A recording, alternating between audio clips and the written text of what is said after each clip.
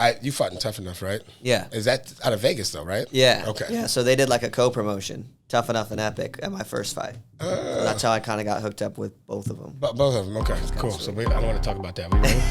Okay, we good? Okay.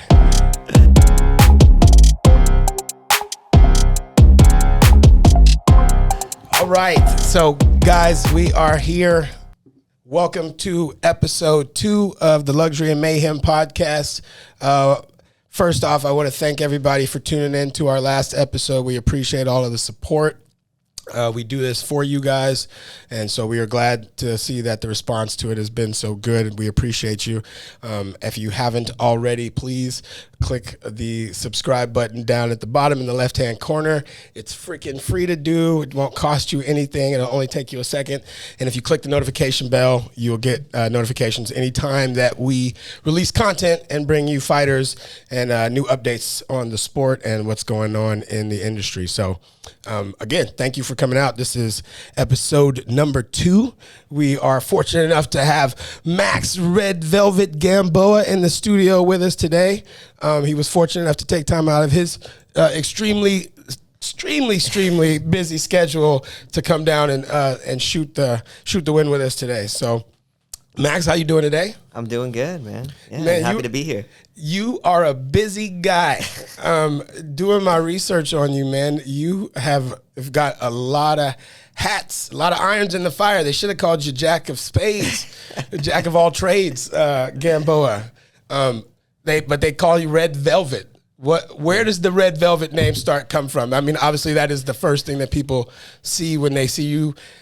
You're a ginger, so right. Does that have something to do with it? Where does it originate from? Yeah, so I didn't have a name going into my first fight. We were kind of spitballing some things, but I didn't want to settle on anything until it stuck, and I really felt it. And then after my second fight, it was my first fight out in Vegas, and I never checked my phone a few hours before the fight, and then I come back to it afterwards, and I'm getting all these texts and messages from friends and Red Velvet, and I'm like, who are these people talking about, And my coach goes, oh yeah, I put your nickname down as Red Velvet. I was like, that's perfect. That's perfect. I like Cheesecake Factory, I always get the Red Velvet cheesecake. Cupcakes, I always get the Red Velvet. So you've made it a brand. That's my favorite. And then they were like, everyone else was loving it too. I was like, this is it. We're settled. Red Velvet. Okay, so I thought it was like maybe you had like an extensive jiu-jitsu background. You were like super smooth on the ground. So they were like, yeah, he's smooth and easy. Red Velvet. They take you down. So, all right, so I get it. So where are you from originally? Newport Beach, Costa Mesa area. Okay, so California. Yep. Okay. Yep. Costa Mesa, beach boy. What was your young life like? Yeah, so growing up, I wasn't much of the generic beach boy. Okay. Still am not. Like going to the beach, but I can barely swim, honestly. My growing up was a little different. My dad was a professional MMA fighter. Okay. And had been for some time by the time I was born. So I grew up thinking everybody knew how to fight. Oh. Because when I was 4 years old, I was in jiu-jitsu at least once a week. Once I got to first grade, I was every Tuesday, Thursday morning at 6 o'clock before school. I had to go across the street. We lived across the street from a baseball field. Had to go across the street. We would run 10 100-yard sprints. Then we go stretch. And then we would do 5 jump squats up the bleachers. And then after that, I had to do whatever the martial art was for the day, whether it was wrestling, kickboxing, boxing, jiu-jitsu. Whatever my dad was doing for his camp was what I had to do that morning, and that pretty much lasted from like 6 to 13 every morning, Tuesday, Thursday before school. Wow. So he didn't give you a choice. He said, look, you're following the footsteps. Here's the path, walk it. Pretty much. And then when I was 13, I said, F off. See you later. So I want to go backwards.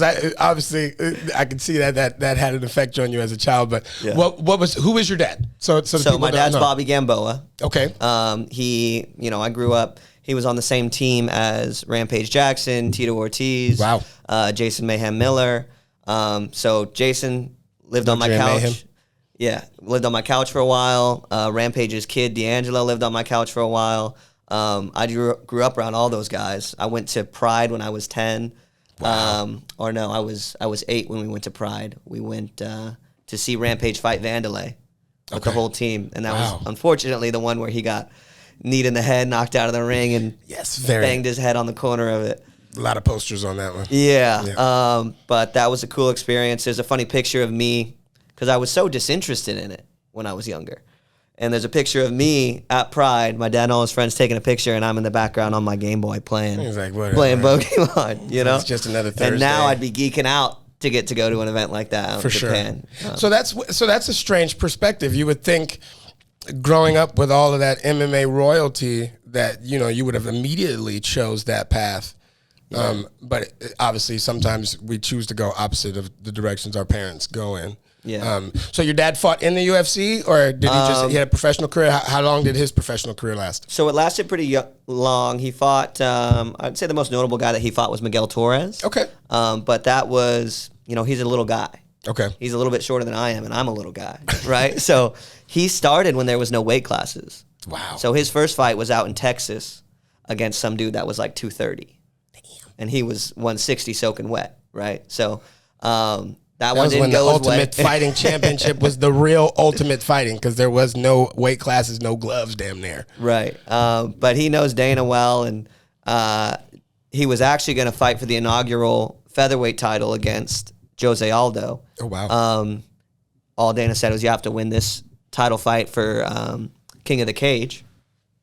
Unfortunately, in that fight that he was winning, he got double-legged, landed on his shoulder, dislocated, just wasn't going, and said it was the most painful thing he's ever been through, and he was a motorcycle rider, so he's been through some painful things. Yeah. And just kind of that's how the fight ended, and after that was kind of the closest he got to being in the UFC, and he's always been kind of like me, or I guess I'm kind of like him, right, where he's always had his hands in a lot of other business ventures as well. Okay. So after that, with the shoulder, he kind of took a little bit of a step back from MMA, and kind of focused more on business, but still was fighting and kind of working towards it, but not quite as much as he was before. Okay, so you said you guys would get up early. Only child? Siblings? Only child. You're the only child, so he was you and the boy too. And the boy, yeah. So I had my first MMA fight when I was 10. Okay. And then I had another one when I was 11. Wow. Yeah. Wow.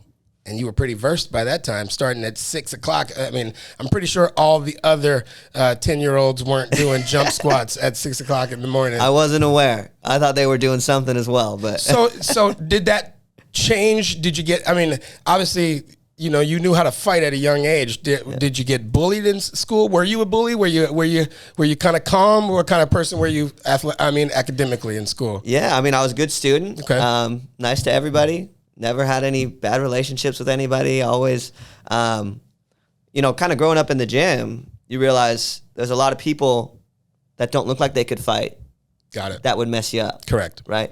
So it kind of teaches you to respect everybody. You don't know what people can do to you or what people are going through. And once you understand violence, I feel like you want to practice it less, at least out in public. True. Fun to practice behind closed doors or in the cage. Not one fight outside of a training environment ever. None. Awesome. Growing up, I got in a few once I started drinking and going to parties and stuff. But yeah, as far as just like a schoolyard scrap, no, I didn't have any problems with anybody. I was just trying to have a good time. I was tired from the morning training. He's like, look, dude, if you want to fight, we got to do it on a weekend. Yeah, right. Where my dad's not around. Yeah. That's awesome. Okay, so only child. Mm-hmm. You're obviously the son. We were talking at Epic 50, and I hope it's okay that I bring it up, but we were talking at Epic 50. You stopped. Me and my wife, for the people who don't know, me and my wife are expecting a child. Our first baby boy is due in February of next year. So we were super happy. We've had 9 losses leading up to that, to him. So you actually read our Instagram that my wife had posted, and you came and you had told us some stuff about your mom and her attempts at having children too. And that was a very touching story. Thank you for sharing that with us.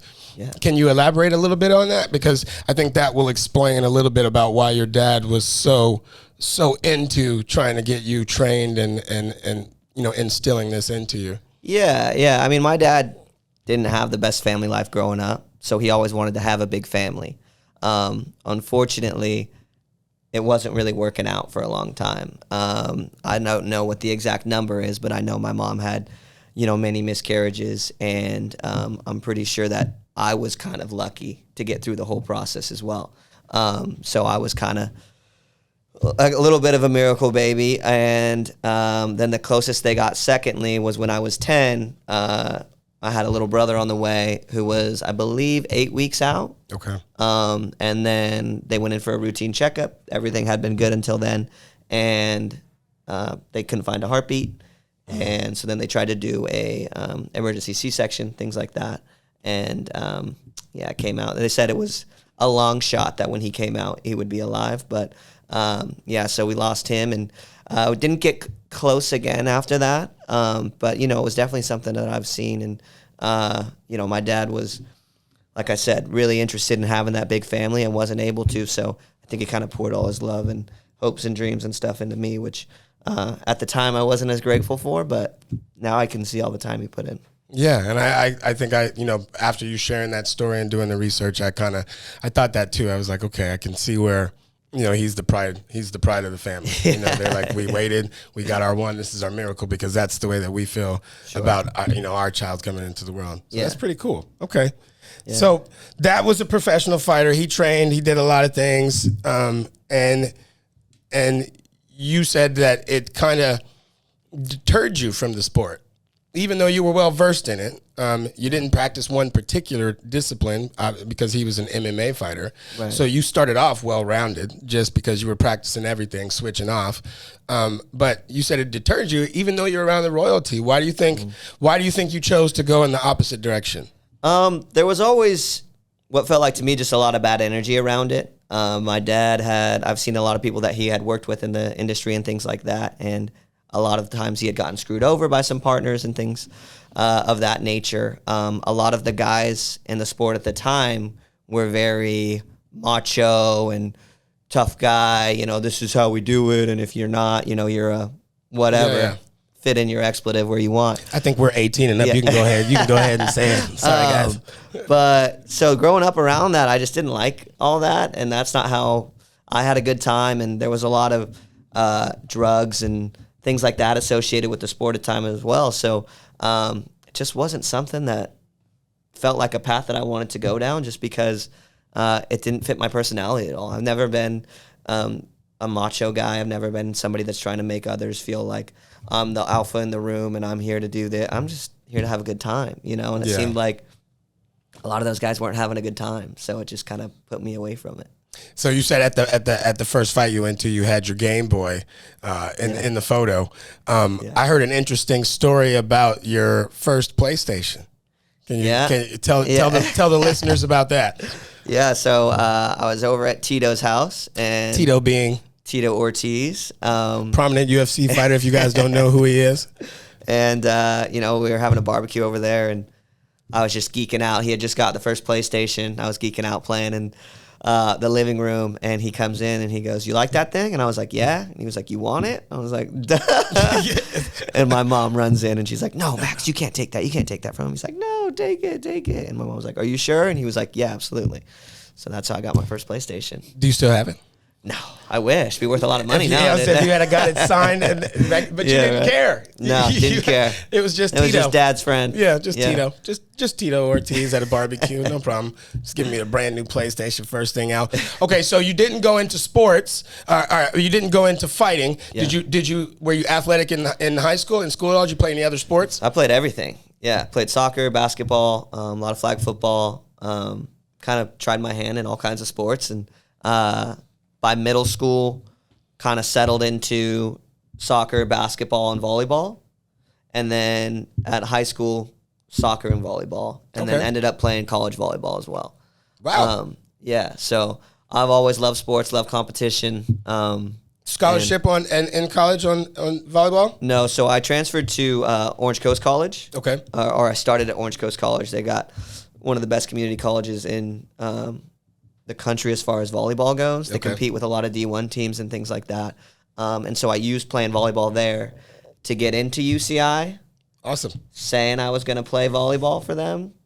Never had any intention of playing volleyball for them. I had restarted my MMA journey sophomore year of OCC. Okay. So just before I was going to transfer to UCI. And I was fully committed back to MMA and had no interest in playing any other sports anymore.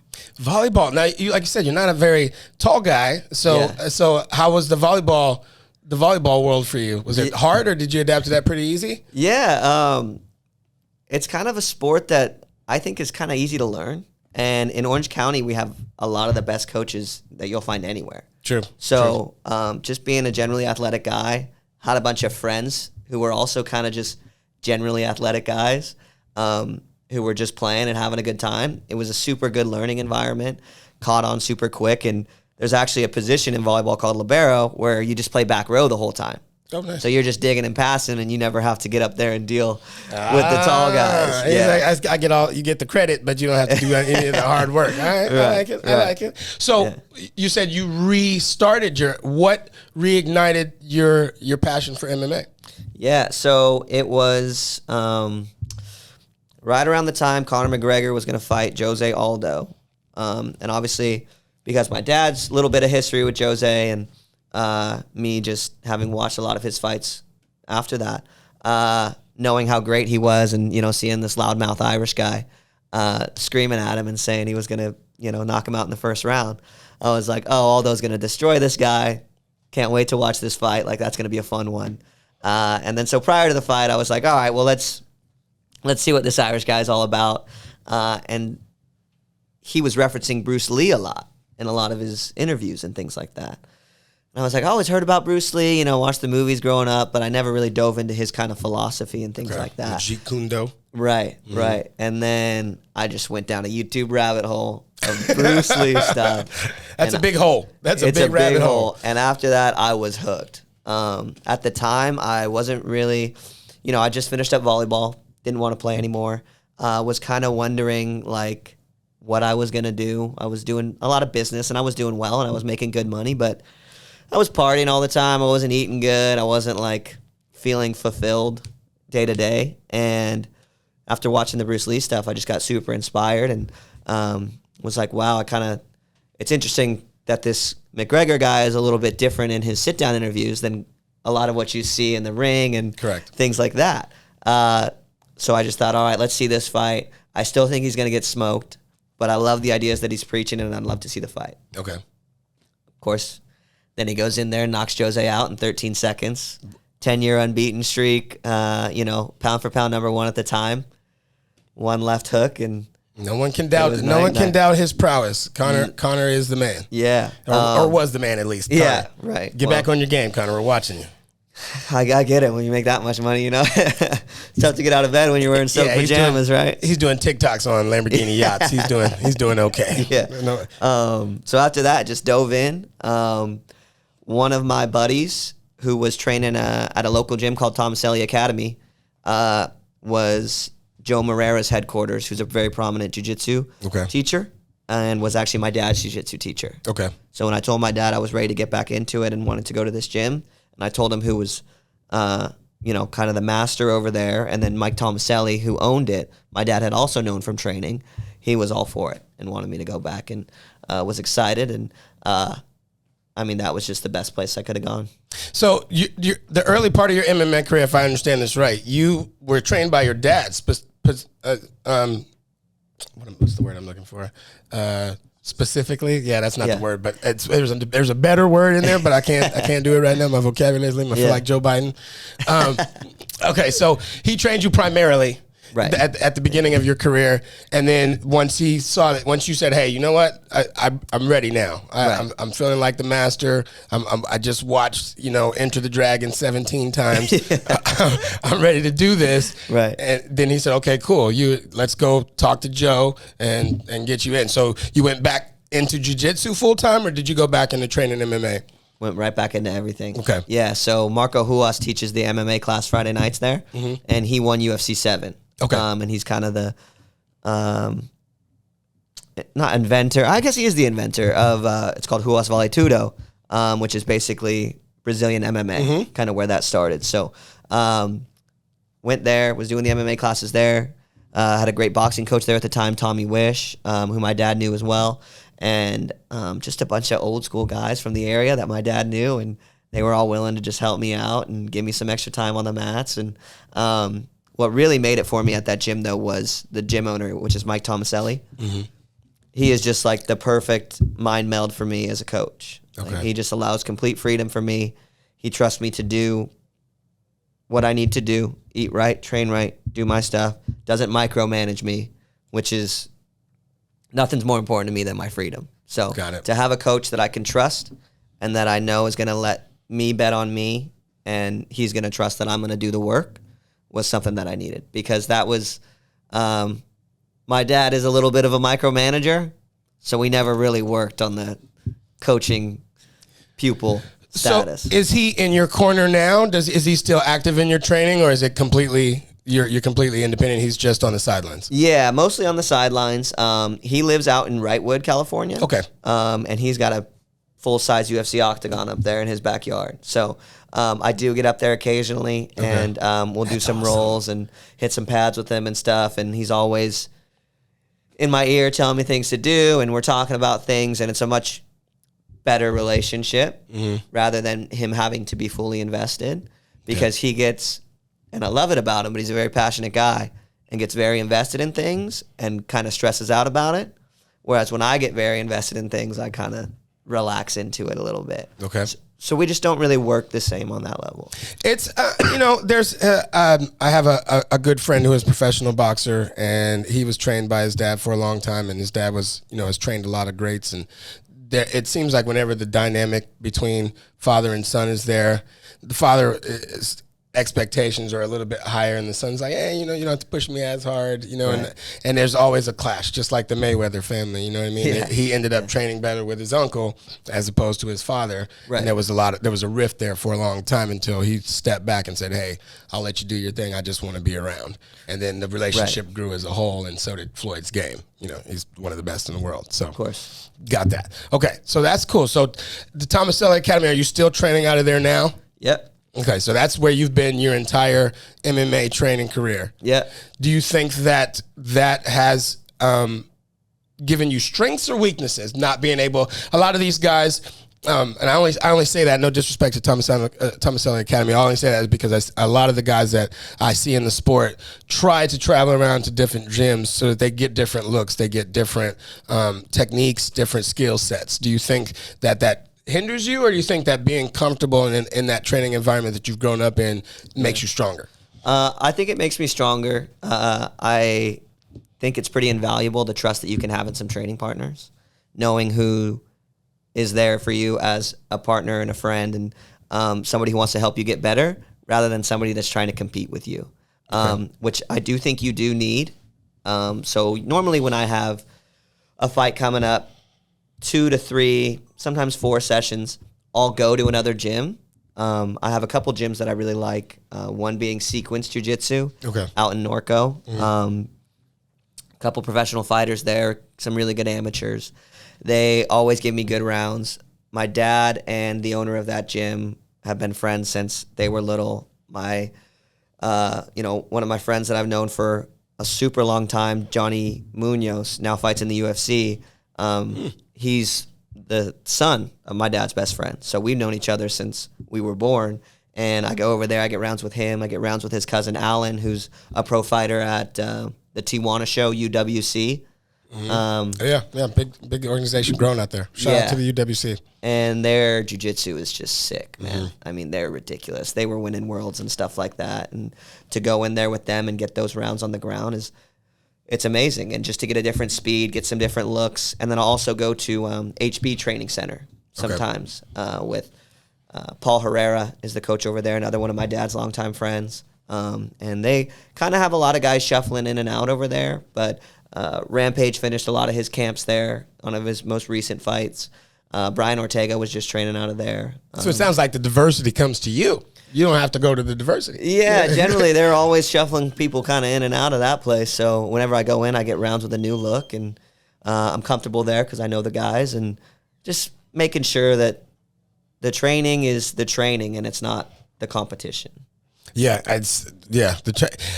you know, you are 4-2 in your record now. So you started off with a streak, took a little bit of took 2 losses consecutively. We don't really count the second one. Why not? Tell me why. So the second one was my first title fight for Epic. Okay.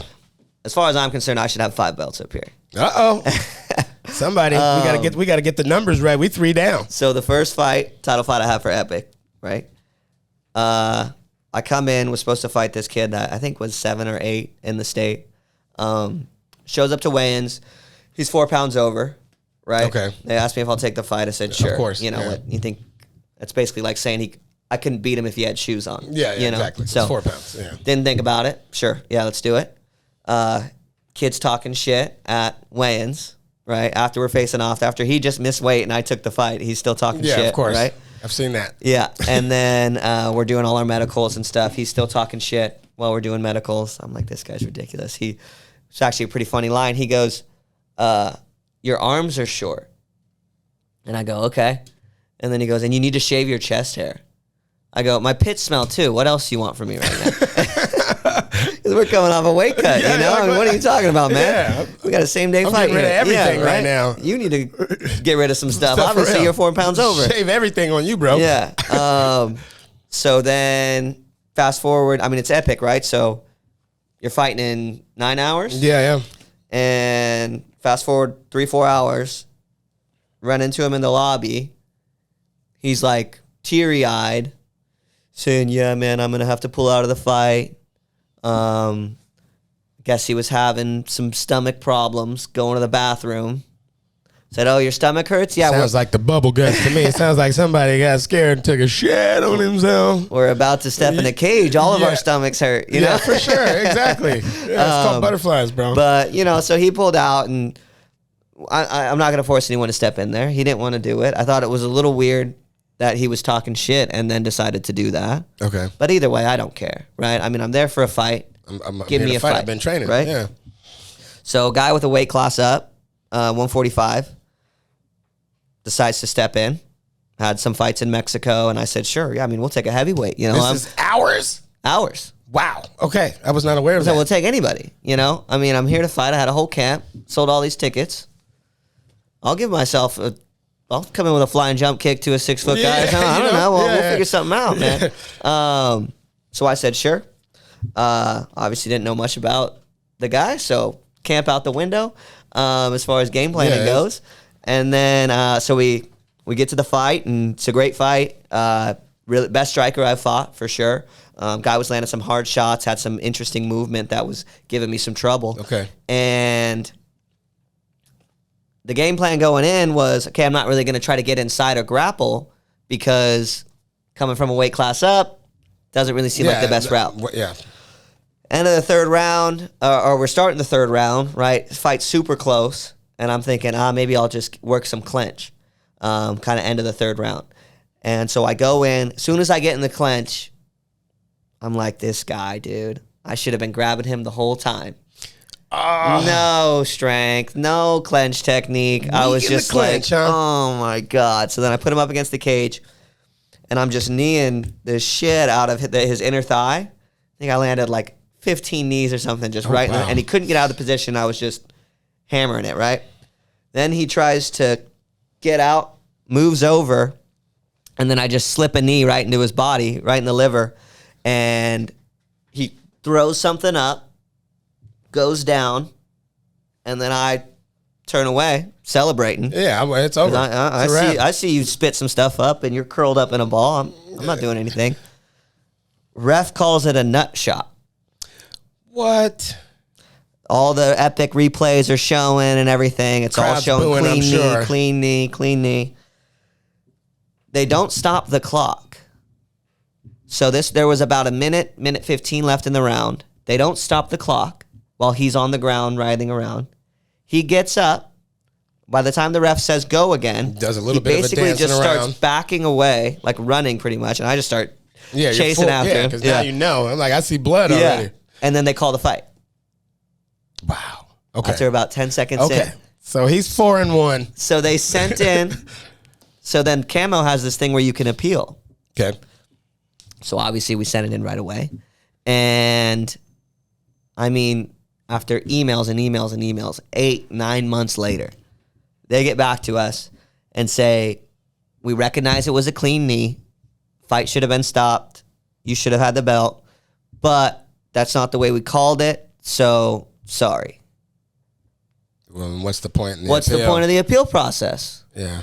Either don't have it, or if you have it, use it. and it's proven right, either call it a no contest or switch the result. Correct. So I end up losing a split decision in that fight.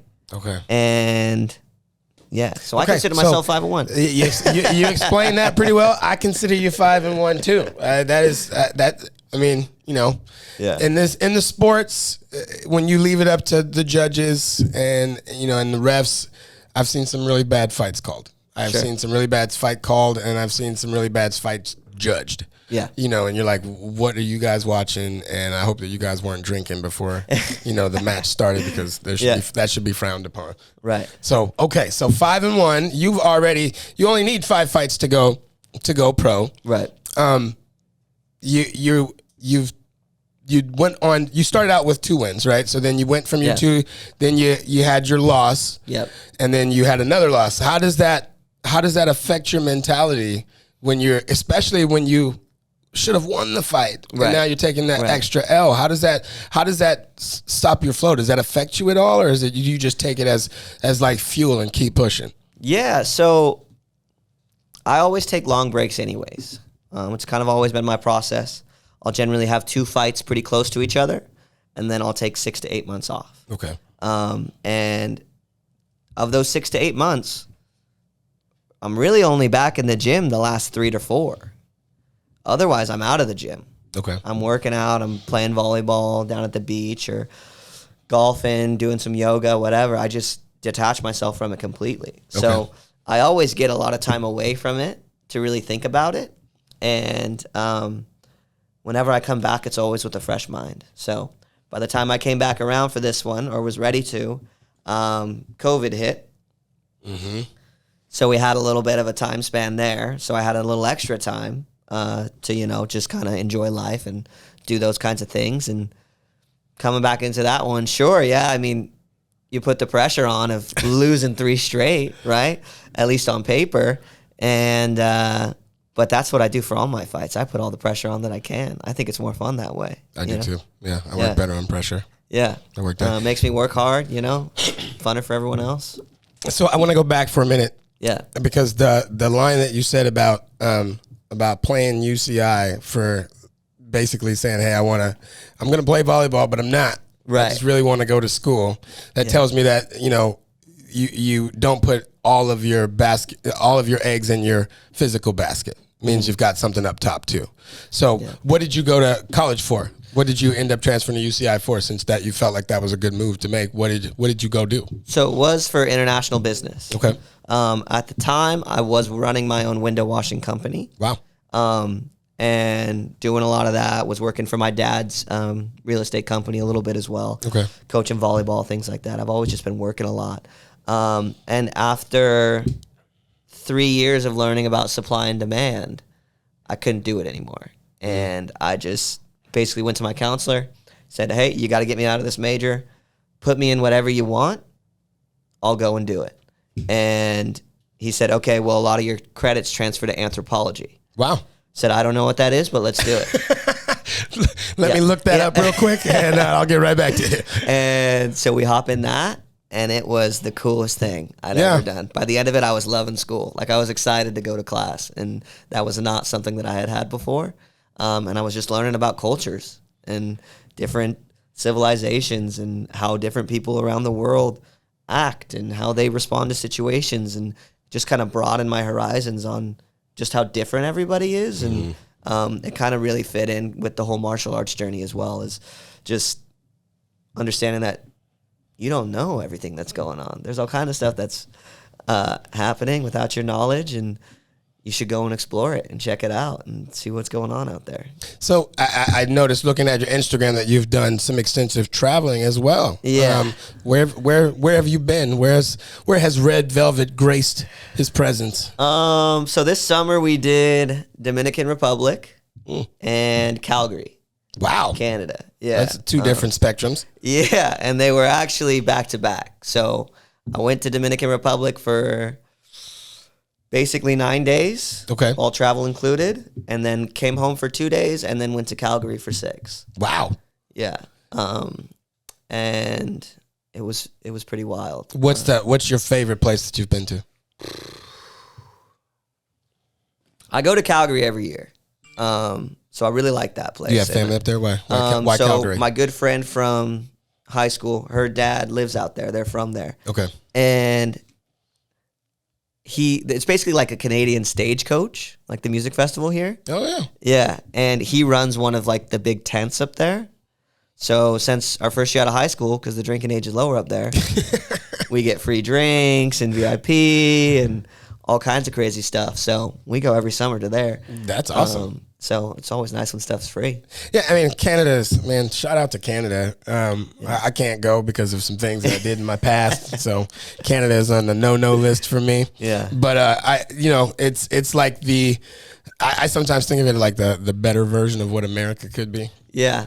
Yeah. Without all the BS. Yeah. There's everybody's got something. You know what I mean? But I just feel like the gun violence up there is less. I feel like that, people are really more in tune to what they're trying to do. But I'd say my favorite place was probably Spain. We did kind of a Europe trip after college, and we did Spain. We did Barcelona. We did Running with the Bulls in Pamplona. We went to Prague, Czechoslovakia, or Czech Republic now. I'm Czech a little bit, so that's why I say Czechoslovakia. That's where my great granddad came from. And then we did Amsterdam, which was cool. Yes. And Paris, which was not that cool. Why? Paris is like, that's supposed to be the city of love. I wasn't a big fan. Yeah, I guess I wasn't looking for love. So. It sucked for me because I didn't want no love. Yeah. Saw the Eiffel Tower and that was it. Yeah, but we were there for literally the day we got there.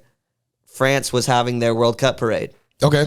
After they had just won it. So we were down at the Arc. So it was a little turned up, no? Yeah, no, it was, the whole trip was. I went with two buddies. That's pretty much what we do. So why did it suck then? Well, it didn't suck, but compared to the other three places, the people were kind of snooty. The food was a little bit overpriced, we thought, and the other places were a little bit more laid I don't back. think France doesn't, you're not particular on Americans either, so. No, they weren't fans of us. I think they might have just charged you a little more. They're like, let me see your, They wouldn't let me take my food to go. What? Yeah. They literally fast food, French fries. Yes. That's all you guys are supposed to do. Wouldn't let me take it to go. I was like, all right, I can't stand this place. That's crazy. So you ran with the Bulls. My older brother did that as well. And I can only imagine what it's like. Was there any scary moments during that time? Did you come close to getting hit by a bull? For sure. You run down the sides and the bulls will generally run down the middle. So I was with two of my friends and we're just booking it. You book it straight to the stadium. Yeah, right? And we get there. I'm in the middle. My one friend's in front. We get there. And we're like, all right. And we turn around. Third guy's not there. I'm like, where's Wyatt? He's like, I don't know. I was like, oh, my God. Turns out he was running. And the thing people really got to worry about is tripping over each other. Yeah. And then getting trampled. And then, yeah. So that's what happened to him. And he said he started to get trampled. And he just went anger mode and got out of it and then kept running, but he said it was pretty close to just being a full-on pile-up. So he did the rolling with the bulls. That's not running. But then you get to the stadium and they let the bull out in the stadium as you're all running around the circle. What, there's like a single bull that's just trying to catch the stragglers that thought that they made it? Well, everyone's in the stadium like messing with the bull. It's the bonus people bull. are like jumping over it, and that's all the kinds secret of they don't stuff. tell you. You come to Spain to run with the bulls, and then you get beat up by the bull at the end. They chase you to the big bad bull at the very end in the stadium, and then you get hit. That's how that works. Okay, I see it. Okay, so you finished, you did school, you played around a little bit. What's your current occupation? What do you do now? So you got a degree in anthropology, I take it? Bachelor's in anthropology. Are you doing anything with that? Not really. Yeah, what are you traveling, doing now? right?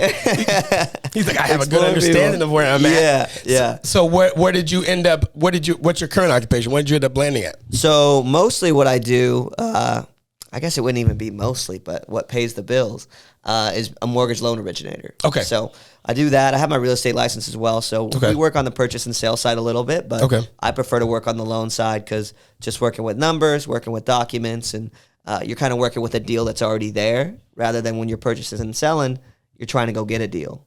Correct. Especially in this market, people are outbidding by crazy amounts, cash offers. Everything is a bidding war right now. Right. Everything. So what we're trying to do is generally stay on the loan side. So we're not doing too much legwork without any come up at the end.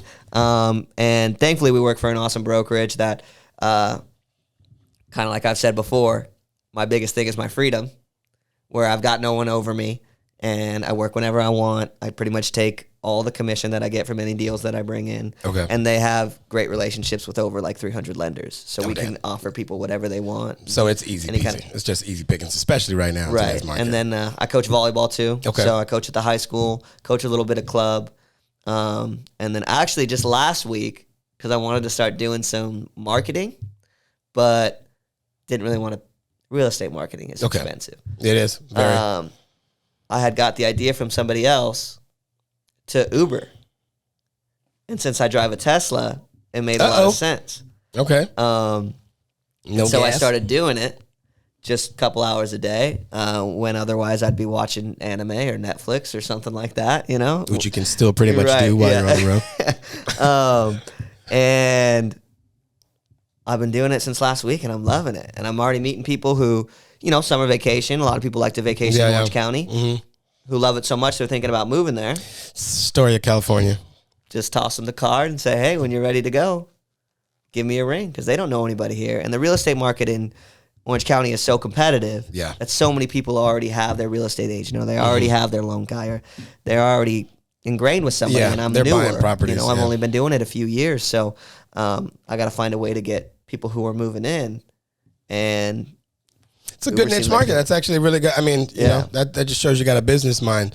So you clearly, you mentioned you had a window cleaning business, and that kind of gives me an idea that you have some entrepreneurial streak in you. Is that the only business you've ever had, or you running any other businesses right now? I also run it's called the Health Forge. So it's like a health and wellness company. It's kind of been on pause for a little bit right now. Okay.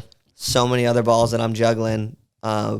But that's one that I really, really do love. And, you know, we've got a deal with a supplement company and things like that we push. And as soon as I do get some more time to kind of either get back into the personal training and personal kind of wellness aspect of things, I'd be happy to do it. But right now it's just kind of something that's on the back burner. So tell me, what is the mission of Health Forge though? Yeah. So eventually I would like to be able to buy a building, right? And kind of put it in there and have some of my favorite like holistic doctors that I've worked with and other people kind of work out of there as well, and just kind of have that be a home base, maybe get a little restaurant in there or something too, because I love to cook, and that's kind of the end goal for that.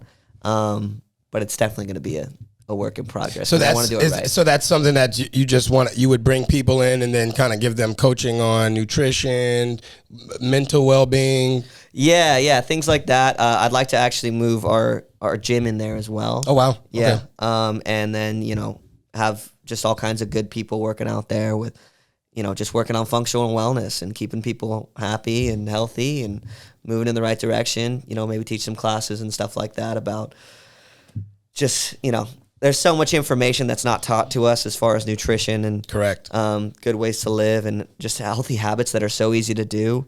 That I think would be great for people to be educated on. So that's awesome. That's cool. I think in today's climate, with the introduction of the internet and cell phones and smart devices, people have gotten away from a lot of the physical things that just keep us moving. We're meant to be moving around, to be mobile. Your muscles, if you don't move, your muscles go into atrophy.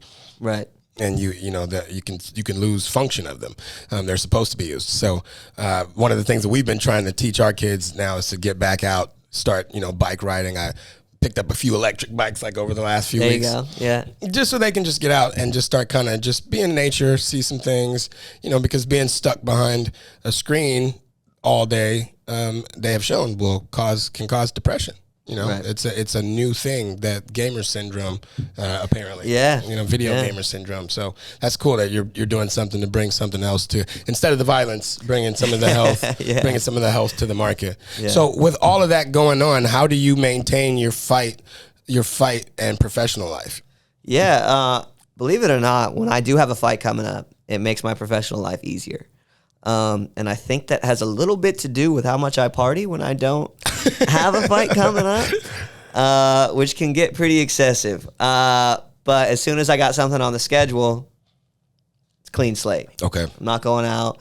So I'm getting on a regular sleep schedule. Everything's kind of locked in. I'm always on the healthy diet anyways. So when I've got a fight coming up, training's, you can only train so much in a day, right? True. Otherwise, you're going to burn yourself out or things like that. So, if I'm training 2 to 4 hours a day, 4 hours when I got a double day or something like that, I'm still up for about 12 other hours that day. Are you still getting up at 6 o'clock in the morning doing jump squats? Okay. Hell no. No, I wake up, I'm a late sleeper. So okay. I'll probably wake up 8 o'clock, go to bed at midnight. Yeah, I'm like I wake up at 9, I go to bed at like 2:30. Yeah, there you go. Yeah. So once I get on a regular sleep schedule, I don't drink coffee or tea or anything. Awesome. And I sleep well, so I wake up with a day's worth of energy and usually have time to squeeze in a nap and kind of just do all my real estate stuff in the morning, go get a training in, come back, either coach some volleyball or whatever else I'm doing that day, and then if it's a double day, go get another session and then come home, cook some food. So you keep saying coaching volleyball. Who are you coaching volleyball for? So I coach at the local high school, Newport Harbor. Coach boys cool. and girls over there. And then I coach on the club side as well. Wow. The local club team. So I coach boys and girls for that as well. Wow. Okay. And how is that going? It's great. I've been doing it since I was 16. So really good relationship with the club owner. Okay. He was actually my college coach at OCC. Oh, wow. Yeah. So love working for him. Love just coaching kids, honestly. Yeah. I'm a huge fan of it. And I love coaching teams. I was coaching when I was doing some personal training, I actually ended up not liking it that much. Almost felt too much like a therapy session for me and them, But coaching the team, it's great. And I love coaching the teams, and I got a competitive itch that I need to scratch all the time. So. Who's better, the girls or the guys team? I'm going to start some static right now. Yeah, right. Well, they play on different nets, but the guys are definitely more athletic, but the girls are much easier to coach. Okay. Yeah, they listen much better. The problem with the girls sometimes is getting them to be competitive. Mm. Guys are always competitive. Always. But just getting them to listen and not goof off so much is usually the issue. Where the girls are... it's a unique aspect. I never thought about it like that. Yeah. It's very true. We're always competitive, but we're always talking too. Right. Coach is always like, dude, what are you guys doing? Can you guys pay attention to what's going on over here? Yeah. So I understand that. The girls at least are like, I don't know what I'm doing, so I'm going to pay a little bit more attention so I know I don't look like an idiot when my parents come out here and I'm spiking balls in the backcourt. Like, it's not going to do any great. Yeah. So, okay, so obviously... You, like I said, you are 6 fights in. You are ready to go pro. Yeah. We had Jonathan Wilson here a few weeks ago, and you guys had a stare down in the ring at Epic 50 for a potential title fight, and that was supposed to go down at Epic 51. But a little birdie tells me that that the amateur status may be over for you. Is that true? Yeah. So a couple quick funny bits about Jonathan Wilson.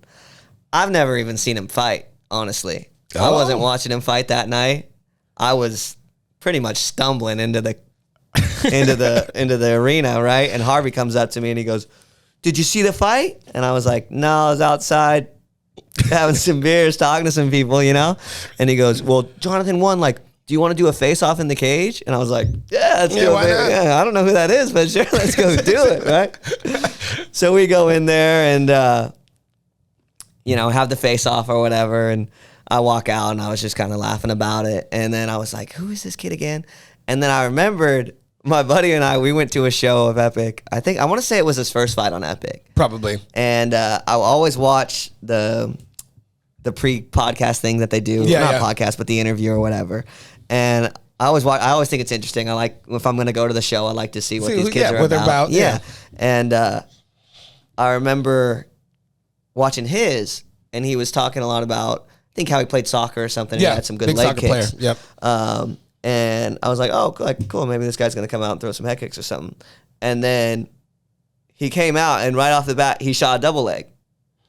And me and my buddy, because we were watching the things together, we were like, oh, let's see the kick. And then he shot for the double leg, and we started laughing. Like, no. And then we walked outside and went and got another beer. So, I don't know. I haven't seen anything from him. He seemed pretty intent on fighting for the belt. Mm-hmm. Probably will now. But nobody ever came to me with a bout agreement or anything like that. I was understanding that was going to be the what was going on at Epic 51. Yeah. He had called for it, and you had it, and so we were understanding that was going to be the big fight at Epic 51. Right. But now it appears that you might be going across, internationally to go fight, to start your pro career. Talk to us about that. Yeah, so, we were talking about, Tahiti's been on the schedule since March, pretty much. And shout out to Tahiti. They came out. Yeah. That was in between Epic 47 and 49, I believe. We had a Tahitian versus USA event, and they were all really good sports. We love Team Tahiti. Shout out to those guys there. So I was supposed to be the main event on that. I mean, I still ended up being the main event, but it was supposed to be me versus Keone Terarotua, who was the Epic 125 champ at the time. But is Tahitian. Mm-hmm. And that was kind of what they were building the card on. 9 days out, he pulls out. Guess he hurt his knee or whatever. So they offered me the same opponent that I won the belt from the first time, Brandon. Okay. And Harvey took me out to dinner, didn't know what was happening. At the end of dinner, he tells me, so Keone's out. Will you fight Brandon on 9 days' notice? And I said, yeah, absolutely. I mean, what he's not going to fight? Yeah. Harvey, I took a fight on a couple hours' notice. Yeah. So, same weight class, and it's 9 days, and I already fought the kid? Sure. I'm ready to go. Yeah. Don't have to worry about the game plan or anything like that. So, won that fight, thankfully. And then all the Tahitian people were there, and Keone was there, too. And he was walking around just fine. He just looked a little heavy, honestly. And he was saying he wanted to come back for the next Epic show and do it on that one, blah, blah, blah, stuff. I said, no, we tried to do it here. We're going to Tahiti now. I want to go to Tahiti. I want to go to Tahiti. I've been badgering them since March, pretty much, about getting that one done. And then they just offered the fight November 25th. I had assumed it was going to be an amateur fight because I was planning on maybe doing Epic 52 with Jonathan. Okay. Or with the kid from Entram. Yeah. Who they were talking about maybe doing. Yeah. We're talking about maybe doing an interim bout with those two. Okay. And so it was, it was either going to be them or go pro at my local show in Orange County. Okay. So, but then Jonathan called me awkward, and I was like, no. And my style's kind of, everyone's always got something weird to say about my style, I'm like, I've been doing this a long time, guys. Let me just do my thing, But that's that smooth velvety style. Yeah, right. My red velvet. I can walk forward, hands down. We'll see what happens. But so then apparently Keone doesn't want to fight amateur anymore. Okay. So I said, no, let's fight amateur. He said no. So there were some pretty stringent negotiations. Not really, but I said, all right, let's do it, bro. They're gonna put us in a house out there, and it's going to be on UFC Fight Pass. So, wow. Thanksgiving weekend, get to go to Tahiti. My teammate, who's fought at Epic before too, Quest Truxton, he mainly fights at Spar Star now. Yeah. But he should be on the card as well. And it should be a fun one. Big card. So Epic Tahiti, huh? Yeah. That is gonna be awesome. Yeah. And so that's happening. When's the date on that one? Well, no, it's not actually gonna be through Epic. It's not gonna be through Epic. No, it's gonna be through Tahiti Fighting Championship. Oh, TFC. Got it. Okay, yeah. Cool. But Harvey's gonna be involved. He's going to be helping me out. I reached out to Jason as well and said. And you said that's in November? November 25th. Of this year? Of this year. Awesome. Yeah, so we're about 11 weeks out. Mm-hmm. Yeah. When are you going to start training for that one? I started this week. Okay. Yeah. Yeah. So not extremely heavy training, but off the booze and back in the gym. Okay. Training the skills. It's interesting because I've already done an 8-week camp for this kid. So the game plan's already there because it's the same opponent that I was supposed to be fighting, right? Has he fought since his last fight? No. No. So he's been... Because it was supposed to be March, and then, so what that would have been, last October. Mm-hmm. So, it'll be over a year for him on his first one. Okay. So, I'm looking forward to it. Apparently, it's going to be in an outdoor stadium, which is cool. Guess there's going to be like 4,000 Tahitian people there. Wow. Which is 2% of their population. I looked up. I was like, that's like 6 million Americans showing up to one event, right? Wow. So, is that going to be the biggest card that you've been on to date? I was at a few in Tough Enough in Vegas that I'm not sure the exact number on. Okay. But I imagine it was somewhere around there. But 4,000. They were saying, with 4,000, not going to be quite like the shows in America. And I was like, I don't think Epic's bringing in 4,000. No, I would say Epic's maybe probably about 1,000. Yeah, at its peak. So it'll probably be pretty similar to what I fought at in Vegas. And in Vegas, I was always fighting the Extreme Couture kids. So now, is Tahiti humid? Do you know? It is. So, because at Valkyrie, did you go to Valkyrie? Okay, so at the Valkyrie 1, they had an outdoor arena at, down here in Mission Valley. Yeah. Awesome venue, was gorgeous. Unforeseen technicality was that the humidity from the ocean was causing the pad to be very slick. And so it eliminated a lot of takedowns. It eliminated a lot of the striking because no one was able to get their footing. Right. So I'm wondering if, I'm sure they've probably got a different mat. I think there's different textures for the mats that they can get out there. Sure. But might be something to look out for. Yeah. You know what I mean? Just to keep an idea out because it caught a lot of the fighters out there at Valkyrie off guard with the footing. So might be something to look out for. We got to try and get out to that one. Yeah, that you should. Interesting. Yeah, the flights aren't even that expensive either. No, Tahiti is a little gem, man. It's cheap and it's easy to get to, and the people are really cool. Yeah, I love Tahiti. I would have no problem getting there. I don't know if I can make it by November though, because the wife is pregnant, so we might not be doing that. Right, might not be happening. But all right, well, we'll be there in spirit. And UFC Fight Pass, that's pretty big. So that's going to be a lot of people watching. Yeah, a lot of eyes on it. So that'll be cool.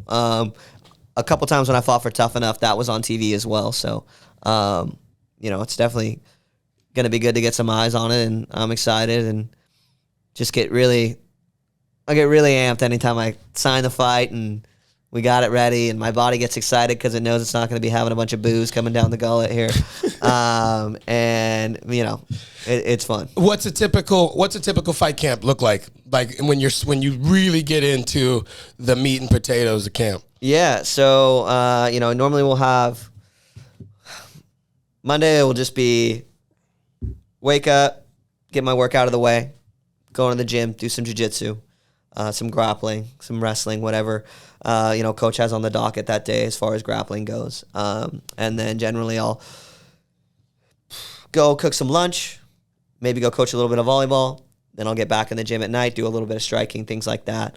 And generally I will do that Monday, Wednesday. Okay. Kind of keep my Monday, Wednesdays the same, keep my Tuesday, Thursdays the same. Okay.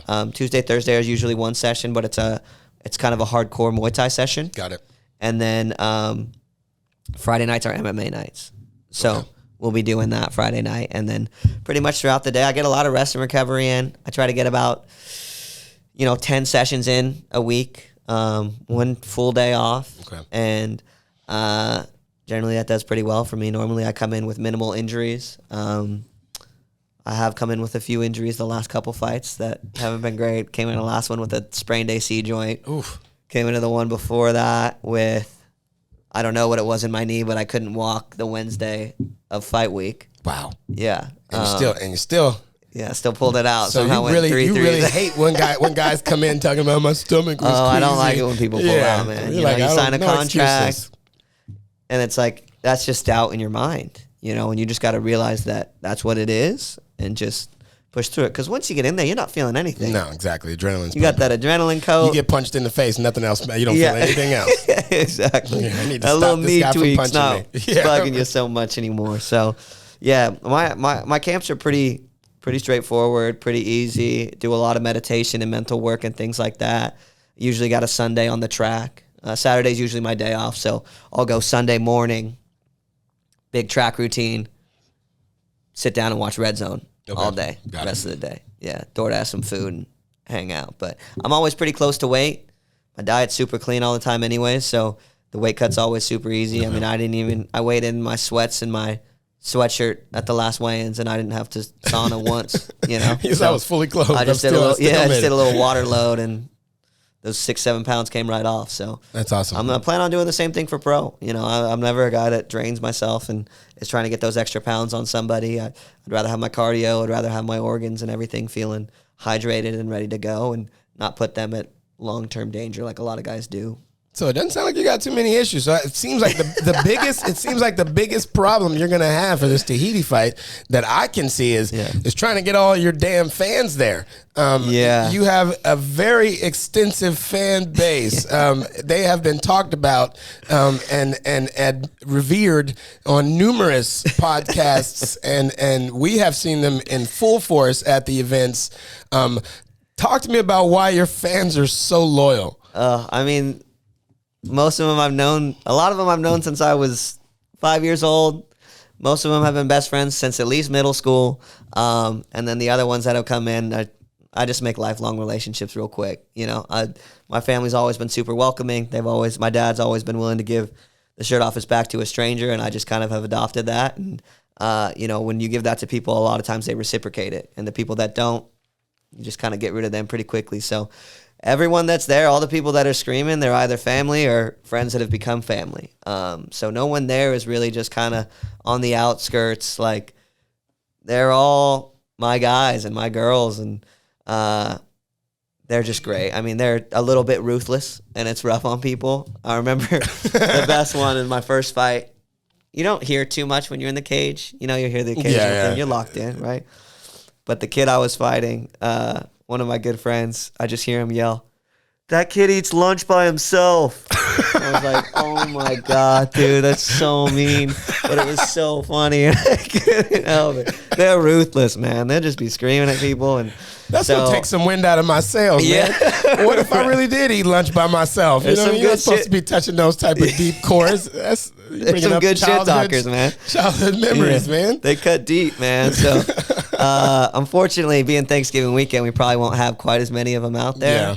But we'll get a few, and they all be watching. And I'm expecting to walk into a little bit of a hostile environment for the first time in a while. So I'm sure they'll be very welcoming right up until the time of the fight. Then you're gonna see it change. Right. I hope so. I'd love that. Give me all the energy you can. That is cool. I mean, so that not many people get to break in a freaking a paradise. Get to have their pro fight in a paradise. It seems like you were bred for this, indirectly. Indirectly. It seems like you know, your dad kind of had a vision for you, and you fulfilled that indirectly. So I'm sure he's super proud, and I'm sure he's probably going to try and get to Tahiti if he can. Yeah, I'm sure him and my mom will be out there. But yeah, it's definitely finding an excuse to go out there. Yeah, it'll be a good one for sure. And that's the only time my mom ever drinks is when I fight. What? Never drinks, but if I fight, she's like, look, just in case things go bad, I'm gonna get a little tipsy. Yeah, she's like, that's my only boy, please. Exactly, please. Exactly. I get it. I mean, you know, the bigger the moment, the better for me. So I'm excited to get out there, and I don't mind being the villain. A lot of people don't like being the villain, and they, you know, don't like people thinking that they're the bad guy and things like that. I think that's fun. You know? So what is the next? Wait a minute. Can you be a villain with a name like Red Velvet? I don't know if that's kind of like the Joker, right? Yeah, okay. I got it. It's sweet, but not really. Yeah. You know what I mean? I'm just sweet. I'm sweet in my evilness. Yeah. I mean, the opportunity to disappoint an entire country sounds pretty awesome. Yeah. Let's just make sure that your flights are scheduled. And you've got it's all love afterwards. You've got an Uber driver you trust out there, somebody, an Uber brother that you can trust out there, get you to the airport just in case things do go your way. Right. So what comes after that? So how does a fighter, once you go professional, obviously, do you have to wait for the promotions to come to you? Can you go to a promotion and say, hey, I'm interested in fighting on your card? How does that work? Yeah, so I've pretty much had a promotion. It's called OC Fight Club. Okay. Pro promotion out right where I'm from, hometown. Just been kind of waiting on you? They told me after my first fight, they'd get me ready to go whenever I'm ready. So, you know, it's the owner of it is somebody my dad's known for a long time. Okay. And they are big on selling tickets and entertainment. And I kind of fit that role pretty perfectly. So especially I get people out to Vegas, and then we get people out to San Diego. We do 5 minutes from wherever my people live. Yeah, you're gonna have everybody. It's gonna be 400 or 500 people. It's gonna be. I mean, I've been like I said, I've been coaching since I was 16. Mm-hmm. So a lot of those relationships, those 10 kids every team, 2 teams a year. You know, they're gonna be coming with friends, and everyone's bringing people. It's gonna be deep roots in the community. I don't think they'll have enough seats. People are going to have to get the tickets quick. So that was the plan. That was the plan to go pro debut with them. But I'm not going to pass up an opportunity in Tahiti. So that'll just have to be second. Take that. I'm taking the Tahiti. I'll see you guys in OC. OC is a lovely place, but it ain't got nothing on Tahiti. Yeah. You're not going to leave it that way. So, man, all right. So what are your plans for the future outside of fighting? I know you've got Health Forge. In the next 5 years, where do you see yourself?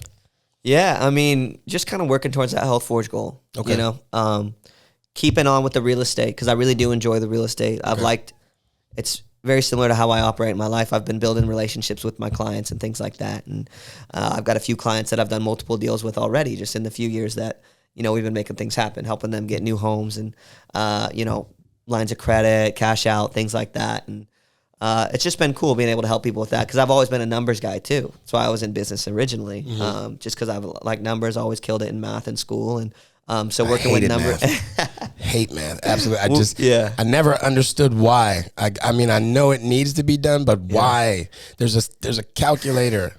I think I liked it because I got it and other kids didn't, you know? Yeah, it is like that. You're like, right? I'm good at math. You're like, damn it. Now I realize that's not really that important. I could have stopped after multiplication and division, and that's all the math I would have been using.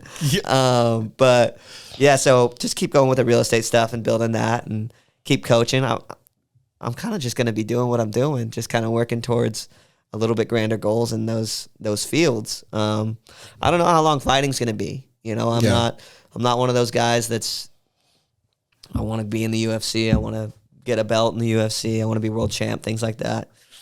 I don't really care. I pretty much just do whatever I want to do at the time. And right now, fighting is one of the things that I want to do. So if after this fight, it's not something that I want to do, maybe I won't even fight in OC. If it is something and I keep winning and things like that, then I'll keep doing it. But I don't know how I'm gonna feel tomorrow. I don't know how I'm gonna feel next month. Anything outside of fighting? Any hobbies outside of fighting? And like coaching? I mean, I know that's you consider it work and play, but anything outside of that you like to do to kind of just get away from your work and your fight life? I'm a pretty big gamer. Okay. So play a lot of games. I mostly like to play games with friends though. Okay. So which game? I play Fortnite with one buddy. All right. And that's how we kind of keep in touch. Okay. He's like a pro volleyball player, so he's always awesome in different countries and stuff like that. So easy way for us just to stay kicking it and things like that. Mm-hmm. One of my buddies works it's a gaming company called Riot. Oh, right. Yeah. Okay. So they make League of Legends. Mm-hmm. So I've been playing that with them a lot because I was roommates with him when he got the job there. League of Legends blew up. Yeah, it's crazy. They got me kind of hooked on it. There's like the community's wild. First time I saw that game, I was like, it's soccer with cars. Yeah. And now it's like full on tournaments and kids getting paid hundreds of thousands of dollars. It's a whole world. So that my other buddy about a year and a half ago, I think, got me super into anime. So I've been watching a ton, like way too much, like an unhealthy amount. To be completely honest, never watched it before. And then my daughter despises anime. Yeah, she does. She goes hard on her cousin. I was super hard against it. And then he was like, "Just watch this one with me." I was like, "All right." And now it's now it's a problem. But then other than that, just hanging out with friends. I mean, we play golf a lot, and like I said, I got that pretty tight group of friends that I've had for a long time, and we all just like to drink beers and eat dinner and hang out. Any love interest? Nah. You're still single, huh? Yeah, will be for a little bit. Why? I know, because that was I watched it on another podcast, and I was like, I wonder if he's still single. So my question is how are you able to avoid that? Because a lot of guys get caught either in the pursuit of females, or the money. It's either one of the two. Right. You know, I mean, don't get me wrong. The money is to get the females most of the time. Don't get me wrong. I'm still pursuing. Okay. Right. But I generally make my intentions pretty well known. Okay. Like I got a lot going on right now. I do a lot of things. I really value my alone time. I've been in kind of a serious relationship a couple times before. Okay. And I know the work that needs to go into it and the time that needs to be spent on kind of worrying about somebody else, you know, which is something that I like to do, but it's not something that I want to do right now. So generally, you know, if I meet a girl or anything like that, I kind of keep my intentions pretty up front. If it ever gets past like a few dates where there might be some misconception about what is going on, you know? So I feel like I'm pretty straightforward about it with anybody that kind of goes past a few dates. But I mean, like I said, I can change my mind at any time, and I'm always open to something. If somebody comes in and sweeps me off my feet, then I have to do it. Like I said, they should have called you Max Jack of all trades, Gamboa, because you got a little bit of everything. You've got the brains to match the talent. You know, like I said, I see you doing big things in the sport. You know, I feel like you're almost destined to. It's like almost you're like the next generation of MMA royalty. And you know, and I think there's probably a lot more people than you know probably that are, you know, tracking your career and hoping that you follow down that path. You know, without trying to push you down that path, because it doesn't seem like you like being pushed. Yeah. So. No. Yeah, the last thing I want to be is told to do something. You know. Yeah, and I can get that. I'm a rebellious too. I'm a Taurus. And me too. Yeah, that's when's your birthday? April 25th. April 25th, May 17th. Okay. So yeah, we're both hardcore Tauruses. Yeah. So I live by that creed. I'm stubborn. You know, I'm completely stubborn and set in my ways. Yeah. And anybody that knows me will tell you that to a fault. Yeah. You know what I mean? I'm a full Taurus, and my sound guy over here is now making faces at my wife to get confirmation on that. All right, everybody agrees he's a dick. All right. So it's what it is. Max, man, pleasure having you in the studio today, Appreciate bro. I can't wait to have you back. Hopefully we can get you back in here and talk about your first pro fight and go over that, and hopefully you put it down for the United States. I love Tahiti, but I got to ride with Red Velvet on this one. It's just the way things go. We got to rock with the continent, you know what I mean? And he's doing big things. So, man, is there anybody that you want to give shots out to or give any love to before we go? Just my team, you know, my team over at Tomaselli Academy. They're just the best, like I said. They're the perfect team for me. You know, my training partners, Morgan Lloyd and Quest Truxton, Alonzo Lopez, a lot more that I can't really put into words right now. But, you know, all the coaches over there, they've just been so great. My family, you know, my extended family, but mostly my tight-knit group of my mom, my dad, and my grandma, who is a big part of fight camp as well. I play cards with her every Wednesday night. Her, my mom, and I play cards every Wednesday night. So during fight camp, it's always funny sitting there playing cards with my grandma, thinking like, well, I'm going to be fighting somebody in front of a lot of people. So does grandma come out to the fights? In San Diego, she does. Wow, yeah. Okay. Yeah. But 3 generations. Yeah, she always sits front row, gives me a hug right before I get in the cage. Is that mom's mom or mom's mom? Mom. Okay. Cool. Yeah. That's awesome. So them and you know, obviously all my boys and my girls from back home who come out to support, and you know, they're what has elevated my career quite a bit. You know, bringing in those people and making it an event on top of an event has definitely helped me with promoters and with getting some notoriety and things like that. So, well, we are looking for you to do big things. Like I said, you're a rising star in the sport. Obviously, the gold speaks for itself. You handle your business in the ring. There's no disputing there. And I'm upset that we don't get to see you at Epic 50, but I'm happy that you are moving on to the next advancement in the career, and I'm eager to see where you go. So I appreciate you coming out today. Thank you very much. Look forward to seeing the results of the camp. And guys, this has been the second episode of the Luxury and Mayhem podcast. We thank you guys for tuning out and sticking with us and watching this. We're gonna bring you a lot more beautiful talent like this guy right here, and anything else that you guys want to see, anybody that you guys might want us to interview, please feel free to leave a comment, like, subscribe. If you don't like, we want to know that too. So if there's anything that we can improve on, please let let us know. Other than that, man, it has been a pleasure. I appreciate you coming out, and we will see you guys on the next one. Blacktion. Dope, man. Thank you, brother. That was sick. Yeah, thank you guys. That was fun. That was dope, bro. Good.